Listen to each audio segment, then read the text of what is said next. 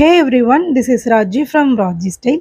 Chain ஸ்டிச்சை எப்படி நம்ம கிளிம்பர் டிசைனில் ப்ராக்டிஸ் பண்ணலான்னு பார்க்கலாம். அதுக்கு நான் ஃபஸ்ட்டு ஒரு குட்டியாக லாக் போட்டுட்டு கண்டினியூவாக செயின் எடுத்துகிட்டே வரேன். இதில் நம்ம ஸ்டெம் ப்ளஸ் லீஃப் ரெண்டுத்தையுமே கனெக்ட் பண்ணி ஸ்டிச் பண்ண போகிறோம். ஸ்டெம் தனியாக லீஃப் தனியாக ஸ்டிச் பண்ணக்கூடாது.